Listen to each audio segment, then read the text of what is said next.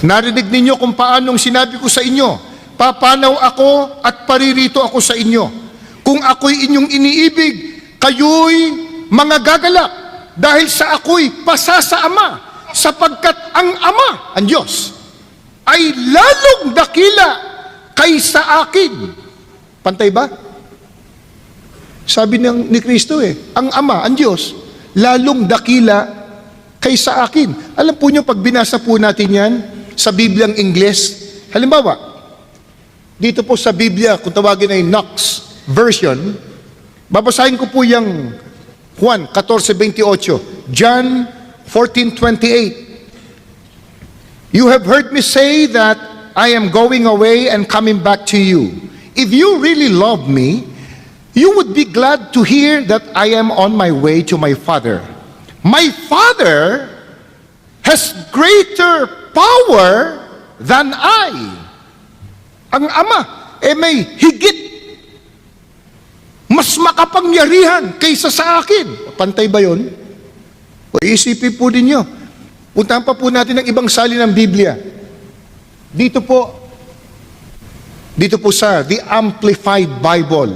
English din po, babasahin ko sa inyo. Ito po ang sabi.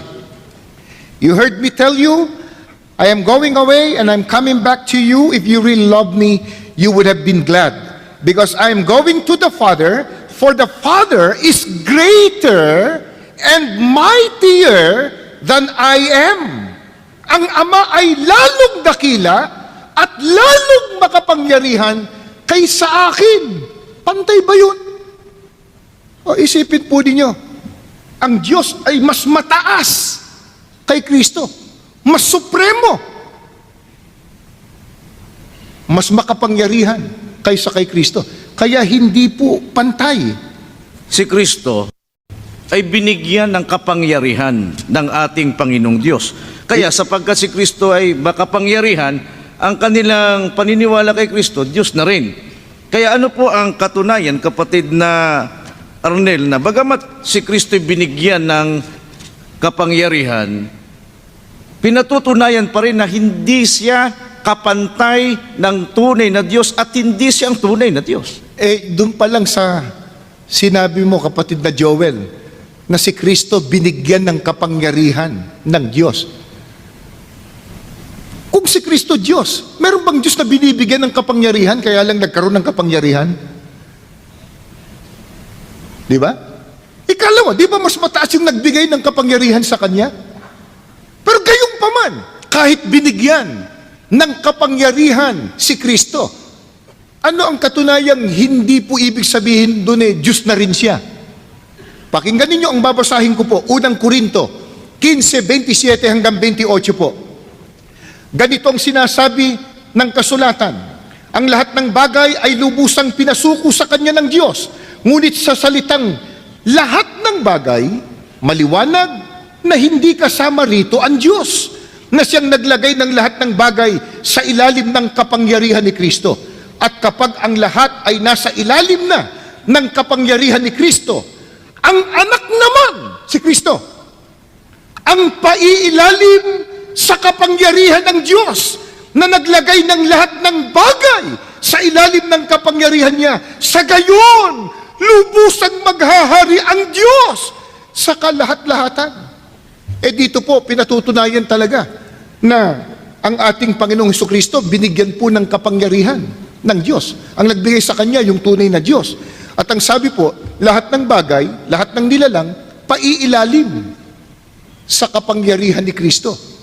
Pero pagdating po ng takdang araw, takdang panahon, si Kristo naman, paiilalim po kanino? Sa Diyos. Kaya alin po o sino po ang tunay na Diyos? Ang Ama na nagbigay ng kapangyarihan si Kristo. Si Kristo, hindi po siya ang Diyos. Kung si Kristo Diyos, meron bang Diyos susuko pa sa ibang Diyos? Meron bang Diyos paiilalim sa isa pang Diyos? Labag na po yan sa nakasulat sa Biblia, sapagkat sa Biblia po, mababasa po natin, iisa lamang ang tunay na Diyos. Pero dito po sa ating binasa, napakaliwanag.